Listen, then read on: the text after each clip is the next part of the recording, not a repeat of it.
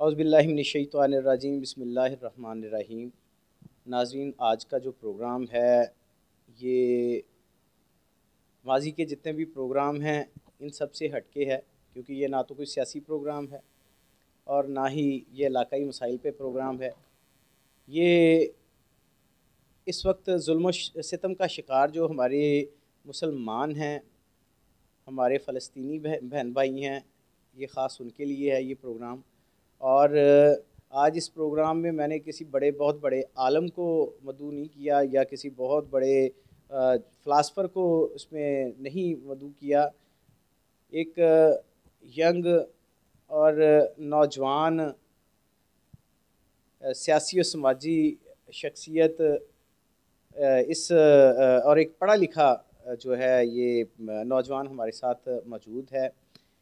हम इस हवाले से जो हिस्ट्री है बैतुल मक़दस की, जो फ़लस्तीन की हिस्ट्री है, जो सहूनी जो दजाली पैरोकार यहूदियों की जो हिस्ट्री है और उनका गासबाना जो कब्ज़ा है, उस हवाले से हम बातचीत करेंगे। तो हमारे साथ इस वक्त इस प्रोग्राम में मौजूद हैं हमारे छोटे भाई मलक हमज़ा हमारे साथ मौजूद हैं और अपने जज्बात और जो है ये मुसलमानों के लिए, इस्लाम के लिए उसका इज़हार ख़्याल करेंगे।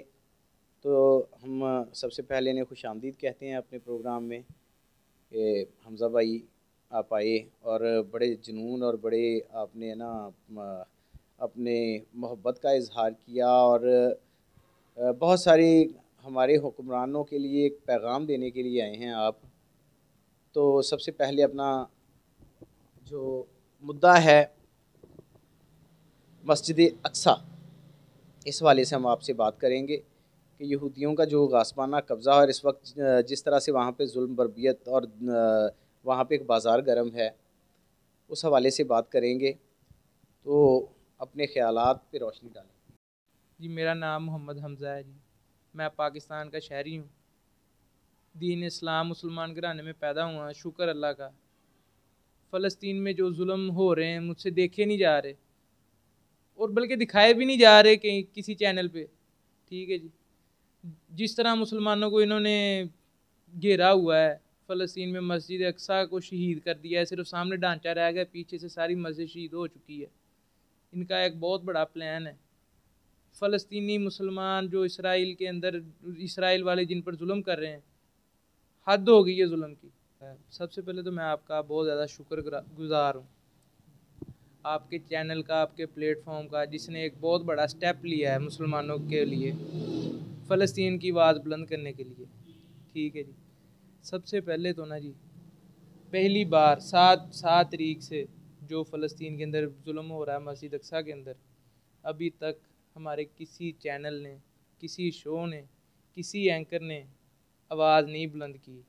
आपका पहला चैनल है और आपका पहला शो शायद हो, शायद इसको वायरल भी ना होने दें, क्योंकि फेसबुक, इंस्टाग्राम, हर सारे प्लेटफॉर्म तो यहूदियों के हैं। इंस्टाग्राम, सोशल मीडिया के सारा सोशल मीडिया तो यहूदियों का है। जो भी पोस्ट करता है या कोई बात करता है उसको ब्लॉक कर देते हैं आईडी उसकी। ये आपका बहुत बड़ा, मैं समझता हूँ एक बहुत बड़ा स्टेप है जो आपने लिया। किसी चैनल ने, किसी एंकर ने अभी तक, किसी सियासतदान ने, किसी लीडर ने, किसी मौलवी ने, किसी उलमा ने अभी तक बात नहीं की। जी बिल्कुल, मलक हमज़ा ने जो बात की है ये ऐसे ही है कि इतने दिन हो गए हैं ये एक जबर और जुल्म के सिलसिले को, तो हमें अपने ही मसाइल में उलझाया हुआ है और उस तरफ तवज्जो बिल्कुल भी किसी की नहीं है। ना किसी मीडिया प्लेटफार्म से उसको अनाउंस किया जा रहा है और ना ही किसी पॉलिटिकल शख्सियत ने इस बारे में कोई आवाज़ उठाई है, ना किसी मजहबी कोई जमात ने इस पे बाकायदा जो है वो प्रोटेस्ट किया है। और ईमान का जो सबसे कमज़ोर तरीन ज़र्रा होता है ना, वो ये है कि बुराई को ज़ुबान से बुरा कह देना, दिल से बुरा कह देना। लेकिन क्या हमारे मुसलमान इतने कमज़ोर हो चुके हैं कि इस वक्त हमारा किबला अव्वल जहाँ पे हमारे आका अलैहिस्सलाम नबी मुअज़्ज़म सरकार दो आलम सल्लल्लाहु अलैहि वसल्लम ने बरसों नमाज़ पढ़ाई, जो हमारा किबला अव्वल था। हमारे लिए हमारे आका अलैहिस्सलाम ने जहाँ पे इमामत करवाई है, जहाँ पे नमाज़ पढ़ाई है, उसको शहीद किया जा रहा है और मुसलमान खामोश बैठे हैं। क्या हमारे अंदर से वो इस्लामी जुनून, वो मोहब्बत, वो प्यार अपने दीन से, अपने मुसलमान बहन भाइयों से ख़त्म हो चुका है? तो इस हवाले से हम हमज़ा से पूछेंगे। सबसे पहले जी मैं तो इसराइल और पाकिस्तान की ना आपको थोड़ी सी हिस्ट्री बताता हूँ कि इसराइल ने पाकिस्तान के साथ किया क्या है, यहूदियों ने मुसलमानों के साथ किया क्या है। पाकिस्तान और इसराइल की बुनियाद एक नज़रिए पे है। पाकिस्तान की बुनियाद दीन इस्लाम पे है, इसराइल की बुनियाद दीन यहूदियत और सहूनियत पे है। इसलिए हर दौर में दोनों मुल्कों की मुखालफत, टकराव, आपस में इख्तलाफ ही रहा है। हमारे बाबा कौम हज़रत कायद आज़म मोहम्मद अली जिन्ना ने इसराइल को तस्लीम करने से साफ इनकार कर दिया था। ठीक है, पाकिस्तान बनने के बाद लियाकत अली ख़ान को अरबों लाखों करोड़ों रुपए की पेशकश की गई इसराइल की तरफ से कि हमें तस्लीम कर लिया जाए। पाकिस्तान अभी आज़ाद हुआ ही था, उसके पास ना तो कोई हथियार थे, ना कोई असला था, ना कोई एटम बम का तस्वर था। फिर भी इसराइली लोग पीछे पड़े हुए थे पाकिस्तान के, किसी तरह तस्लीम कर लें हमको, तस्लीम कर लें हमको, तस्लीम कर लें। अच्छा, इसकी अपना हमजा एक जो है ना, इसमें भी बिल्कुल वजाहत कीजिएगा, क्योंकि उस वक्त तो पाकिस्तान अपने पैरों पे ही नहीं था और एक न्यूली जो है ना ये आज़ाद हुआ था। और उस वक्त यहूदियों का ये मिशन था, हालांकि पूरी दुनिया में जितने भी इस्लामी ममालिक हैं वो उनकी तरफ उन्होंने रुजू करने की बजाय स्पेशली पाकिस्तान की तरफ ही क्यों रुजू किया कि पाकिस्तान इसराइल को तस्लीम करे? क्या दूसरे सारे मुल्क उनको तस्लीम कर चुके थे? और पाकिस्तान को ही तस्लीम करवाने के पीछे उनका मकसद क्या था? डॉक्टर साहब आपका बहुत अच्छा सवाल है, वेरी गुड क्वेश्चन। इस चीज़ का जवाब यह है कि जी जब पाकिस्तान आज़ाद हुआ ना, पाकिस्तान अंग्रेज़ों से देखे कितनी जद्दोजहद करके आज़ाद हुआ। कलम के ज़ोर पे पाकिस्तान आज़ाद हुआ, कितनी कुर्बानियाँ दी, आज़ाद हो गया पाकिस्तान। माली तौर पे भी कमज़ोर, डिफेंस तौर पे भी कमज़ोर। इसराइल पीछे पड़ा कि हमें तस्लीम कर ले, लियाकत अली ख़ान को मिले, उसके बाद कईयों को मिले। इसराइल को तस्लीम करने का, इसराइल को पाकिस्तान को तस्लीम करवाने का मकसद ये था कि देखें, अरब ममालिक उस वक्त उसके पास ज़ख़ीरा, वसाइल, रिसोर्सेज, तेल, कुदरती मादनियात, माल, दौलत, अरब उस वक्त ताकत रखता था कि इसराइल को टक्कर दे, इसराइल के साथ जंग कर सके। उनको अरब की टेंशन नहीं थी, उनको पाकिस्तान की टेंशन थी कि पाकिस्तान हमको तस्लीम कर ले। उन्होंने अरब के अंदर, उनके अंदर उन्होंने क्या कहते हैं उसे, फहाशी, हर तरह का उन्होंने ना अपना निज़ाम, अरबों की हुक्मरानी के अंदर अय्याशी, उन्होंने उनको कमज़ोर कर दिया। अरब को उन्होंने अपने दज्जाली निज़ाम में ना जी ऐड कर लिया, उनको पैसों की तरफ लगा दिया, कारोबार की तरफ लगा दिया। बोलता सबूत है दुबई, कतर, कुवैत, ठीक है। अब सऊदी अरब भी इसका शिकार हो चुका है। सऊदी अरब में भी सारे काम हो रहे हैं, इसराइल लोग सऊदी अरब में भी एंटर हो चुके हैं, ठीक है। अब सिर्फ मुंह से नहीं, मेरे हिसाब से वो कह रहे कि हमने इसराइल को तस्लीम कर लिया। जो है ना, मेरा क्वेश्चन ये है कि पाकिस्तान को ही क्यों ये करना चाहते हैं? पाकिस्तान को इसलिए करना चाहते थे कि पाकिस्तान एक आज़ाद कौम थी, पाकिस्तान इनको मानना नहीं था। पाकिस्तान का नज़रिया और है, पाकिस्तान की कौम गैरतमंद है। पाकिस्तान ने इनको जब तस्लीम नहीं ना किया, 1965 की जंग करवा दी इन्होंने इंडिया और पाकिस्तान की। उसके अंदर इसराइल ने इंडिया की भरपूर हमायत की, मदद की, बिल्कुल। जो है उनके एयरफोर्स के पायलट भी उसमें उन्होंने भरपूर हमायत की। हमारे मुजाहिदीन ने, हमारी अवाम ने कवर किया, जंग जीती, रोक लिया उनको।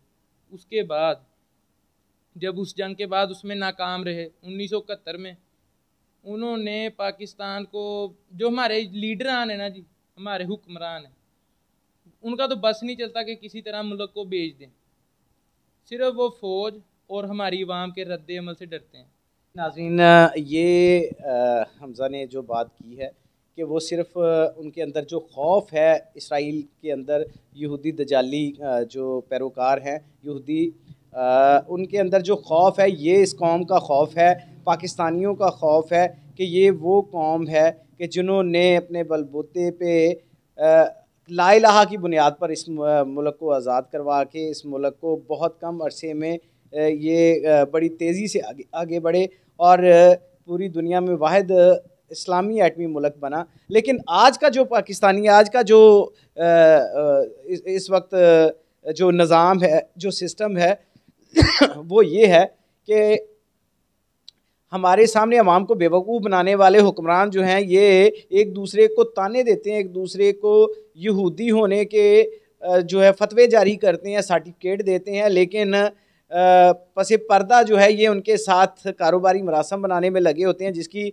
वाज़िया मिसाल आपको कुछ निजी टीवी चैनल्स पे भी देखने में आई होगी। और उन लोगों ने भी तस्लीम किया कि इसराइल के वफूद और जो वहाँ पे गए हैं और उनके साथ बातचीत भी हुई है। तो ये हमारे लिए इंतहाई शर्मनाक बात है, इंतहाई डूब मरने का मुकाम है कि वो पाकिस्तान जिसकी पूरी दुनिया में जिसका ढंका बजता है, वो पाकिस्तान जिसकी फ़ौज, जिसकी ISI पूरी दुनिया में पहले नंबर पर है, वो फ़ौज जो अपने एक नारा तकबीर पे अपनी जानें कुर्बान कर देते हैं, वो कौम, वो फ़ौज जो अपने सीनों पे बम बांध के टंकों के नीचे चले जाते हैं और दुश्मनों के परखचे उड़ा देते हैं, आज इतनी बेबस क्यों है?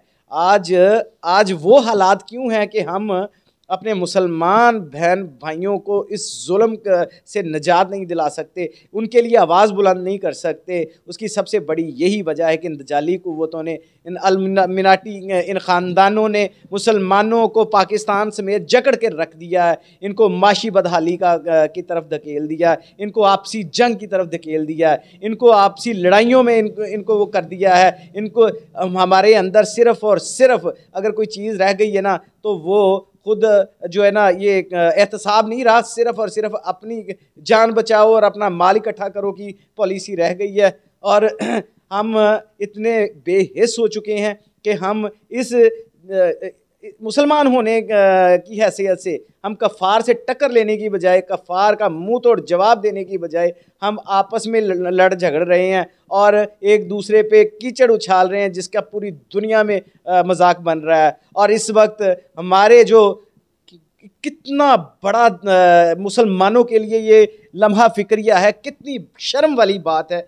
देखिए आप कि बैतुल मुक़द्दस जो है, जो मुसलमानों का मेन मरकज़ है, जो जिससे मुसलमानों की पहचान है, अल्लाह रब्बुल इज़्ज़त ने जहाँ पे एक मुसलमानों को ख़ास मुकाम दिया, जहाँ पे हमारे प्यारे आका अलैहिस्सलाम ने इमामत करवाई, नमाज़ पढ़ाई, हमारा पहला किबला जो है वो यहूदियों के कब्ज़े में है और उस पर आवाज़ उठाने वाला कोई नहीं है। इतनी बड़ी ताकत होने के बावजूद, इतनी बड़ी कौम होने के बावजूद, इतनी बड़ी फ़ौज होने के बावजूद, 313 थे, ईमान का जज्बा रखते थे और वो हज़ारों को शिकस्त दी उन्होंने। हम तो लाखों में हैं और हर तरह के असले से लेस हैं। तो क्या हमारी गैरत मर चुकी है? हमारे अंदर क्या वो जज्बा ख़त्म हो चुका है? अगर हमने आज भी अपनी इस्लाह ना की तो हमारा नाम जो है ये आने वाली कौमों में या दुनिया में शुमार नहीं होगा, बल्कि वही मीर जाफ़र और मीर सादक लोगों में शुमार होगा, जिनकी गद्दारी और जिनकी बेगैरती की आज भी लोग मुखालफिन को ताने देते हैं और ये ज़माने में एक बदनाम नाम बन चुके हैं।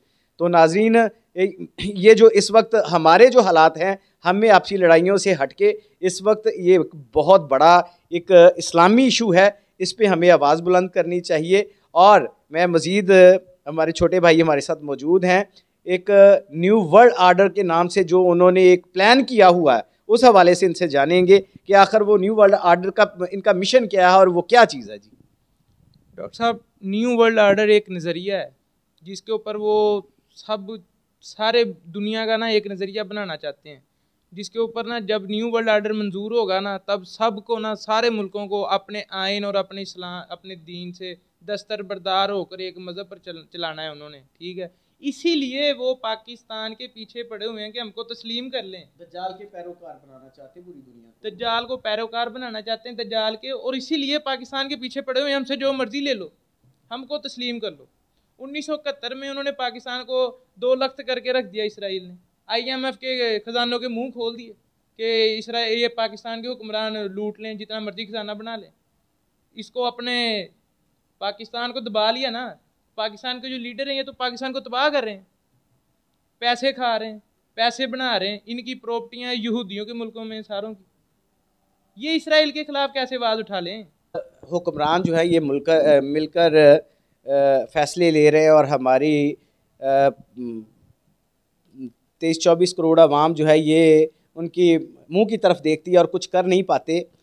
और ये निज़ाम जो है, ये निज़ाम जब तक नहीं बदलेगा मुसलमान इसी तरह से ज़िल्लुल-ख्वार होते रहेंगे, मुसलमान इसी तरह से यहूदो नसारा के नीचे दबकर रहेंगे। जिन मुसलमानों ने इस्लाम का सर बुलंद किया, इस्लाम का परचम सर बुलंद किया, सल्तनत उस्मानिया जैसी सल्तनतें जिन्होंने बनाई और उन्होंने दुश्मन की आंखों में आंखें डालकर उन्होंने उनको जवाब दिया।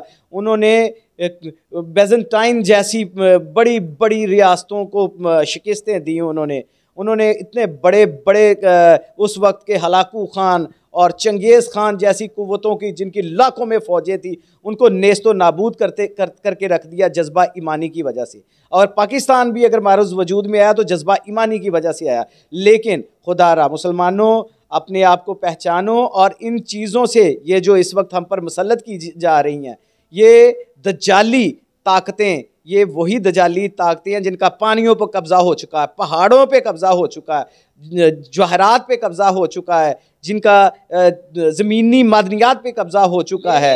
और ये वही दजाली निज़ाम चल रहा है। तो आपको कमी बेशी मालिक माफ़ फरमाए कि उस जो है ना एक वक्त आएगा मुसलमानों पे कि जब हर तरफ दज्जाल के जो है ना वो पैरोकार होंगे और उस वक्त किसी में ज़रा बराबर भी ईमान होगा तो अल्लाह पाक उसे बख्श देगा। तो मुसलमानों, ये क़यामत का कुर्ब है और इसमें ये सारी निशानियां हम देख रहे हैं, लेकिन फिर भी हम ख्वाब खरगोश के मज़े ले रहे हैं। हम इस पे बिल्कुल आवाज़ नहीं बुलंद कर रहे।